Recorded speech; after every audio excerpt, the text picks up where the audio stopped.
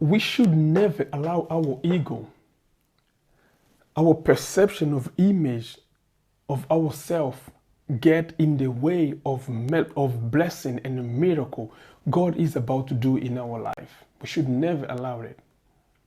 Before we get into history of Naaman, a great man, a great commander, I just want to ask you a favor to like, subscribe, and follow this page, this video, so we can reach more people out there with love, encouragement of God for them, to help them to win every single battle in their life. Naaman in the Bible was a very great commander. In fact, 2 Kings verse 5 gives us a clear visual picture of Naaman and his great achievement. The Bible says in 2 Kings verse 5, reading from 1, Naaman was a commander of army of the king of Aram. He was a great man in the sight of his master and highly regarded, because from him God, the Lord, had given victory to Aram. He was a fearless soldier, but he had leprosy. I want you to take notice of the last bit of the sentence. He was a great man. He was a brave, a great commander, but he had leprosy. As you can see, the "but" there implies that leprosy, the disease, was shadowing all his accomplishment. Doesn't matter what he did, doesn't matter how great he was, but he had a leprosy. People used to say he was a great man, he can win all the battle, but he has a leprosy. Even himself, when you look deep inside of him, he said he can say to himself, I can win all the battle, I can accomplish everything, but I cannot accomplish this disease that slowly is killing me every single day.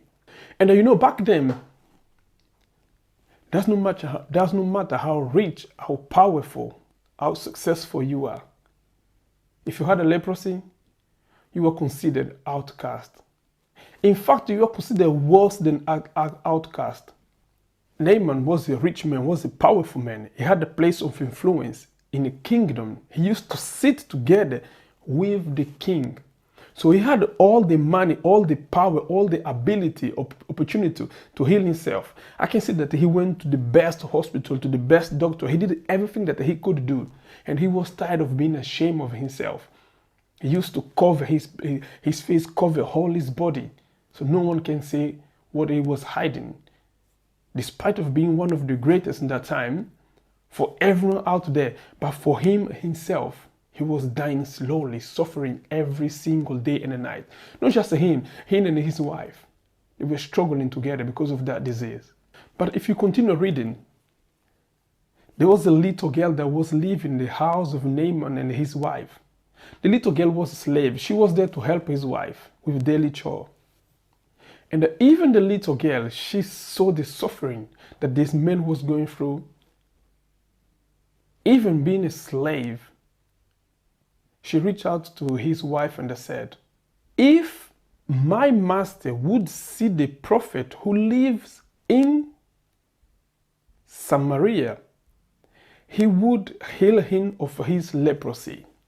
And that girl was so convinced, she was so sure that the faith she had in the prophet, actually the faith she had in the God that was behind the prophet, she knew that no matter how bad the leprosy was, if Naaman go and see the prophet, he could be healed straight away.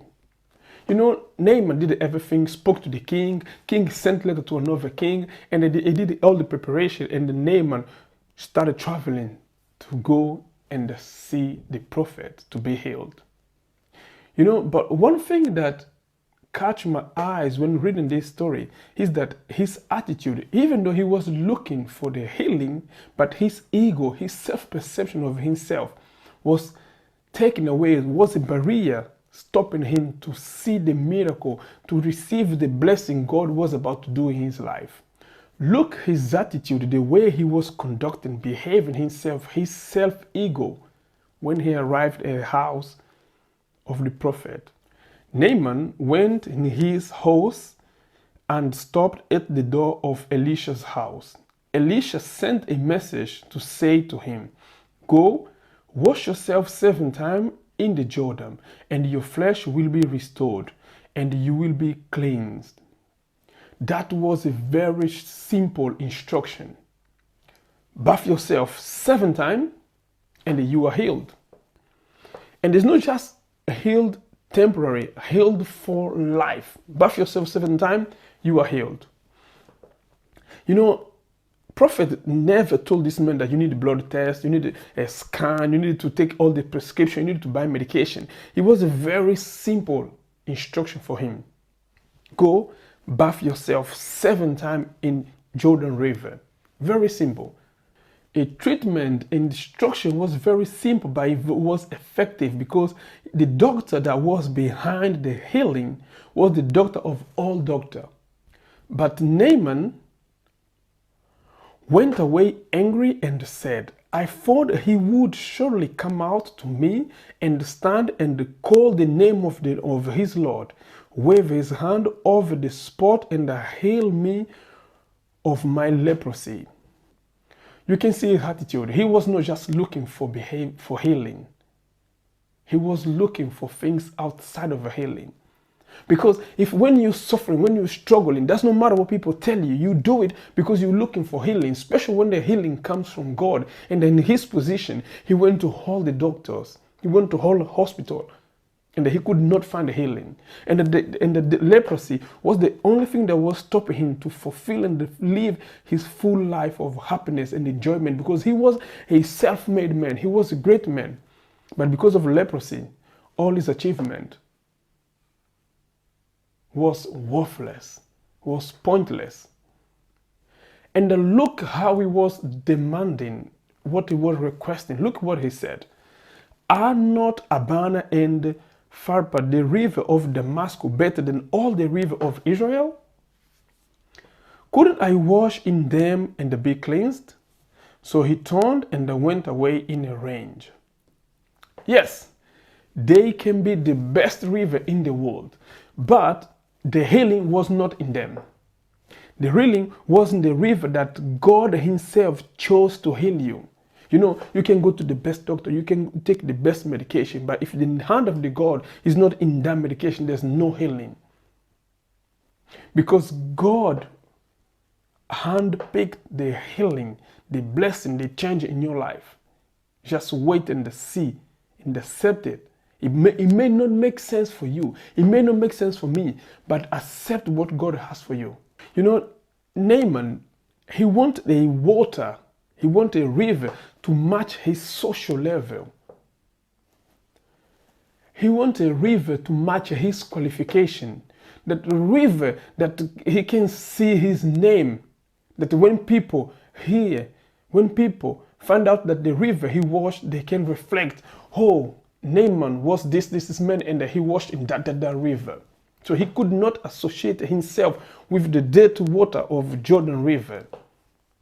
And in his mind, in his eye, he wasn't looking for a river that go according to his role in society. And the funny enough is that river, the same river, was the river that Jesus was baptized. And let me just ask you, if a river was good enough for Jesus to be baptized, so who is Naaman to downgrade the river, to downgrade what God chose and indicate for him to get healed? Is it not our self-image that sometimes stops us reaching what God has for us? You know, the instruction was so simple, and that the prophet was very clear, that even Naaman's servant started questioning his behavior. He said, "Master, look, we came all the way. Look, everything you did. Why don't you just try? Try it. Believe, have a faith, try it. Doesn't no matter how much you fail, try it again. You never know. You never know when God is about to change and turn your point. Keep trying, keep believing." Look at what his servant told him. Naaman's servant went to him and said, "My father, if the prophet had told you to do something great, would you not have done it? How much more then when he tell you, wash and be cleansed. Even his servant understood how simple the act was. Because God is very simple with his thing. God does not create all this unnecessary wrapping to show his blessing. God is very straight to the point. Do it and you received it. Accept it, you are saved. God say always by faith. Accept it, you are saved. That's very simple. You needed to be humble to accept it and to do it. That's very simple. You know, after talking too much with him, convincing him, build up himself, Naaman decided, yes, I will try it. So he went down and dipped himself in the Jordan River for the 7th time, as the man of God had told him, and his flesh was restored and became clean like a young boy. You know, I can see Naaman going into the river. He was dead, he was smelly, but he was going and there was dipping. 1, he looked at his skin. 2 times, he looked at another skin, another arm. 3 times, he looked at himself. 4 times, where's the healing? Continue to fall down, continue coming up. 5th time, no healing. How many times I have to fall down? How many times I have to go deep down to see the healing? 6th time, no healing. 7th time, that's when the God is going to pick you. That's no matter how deep you are, God is going to pick you. God gave him hand and left him up, and he saw his skin going back as a young boy, fresh skin. I believe that after many years, that's when he saw his skin. And he looked at himself. He was proud. He was happy with that. And I can tell you, that's no matter how much he suffered. That's no matter what is in the past. He was celebrating that moment because the past is past. When you're with God, when God touch you, when God change you, when God heal you, the past is gone. The present and the future, that's what count. You know, Naaman had to learn that his dignity, his self-image, his role in the society cannot get in the way of his healing, cannot get in the way of blessing, in the way the relationship God has with him. That's no matter how high we are in society. When we come to the feet of Jesus, what we have to do, we have to just kneel down and let his hand rest in our shoulder, and he will pick us up. And he will put us in a place that we will look as a young boy, restored back to the factory setting, new, fresh, strong, ready to fight again. And in fact, the word clean in Hebrew means reset, means back to its original,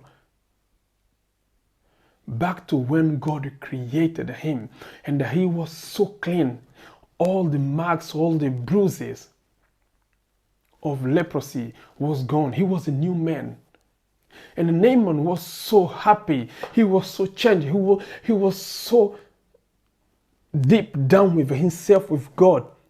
In the beginning, he didn't want to go even closer to the dead water of River Jordan. He didn't even want to hear the prophet. When he was healed, he saw the power of God. He asked the prophet, can you give me some of the soil? Can you give me some of the dirt of this land? I want to take that with me. Naaman learned that his dignity is no more important than his healing. He learned that it does not matter how celebrity, how famous, how powerful you are. But when you need the true healing, you need to come to God and you need to do what he asks you. Don't allow your ego get in the way of blessing and the miracle God is about to do in your life.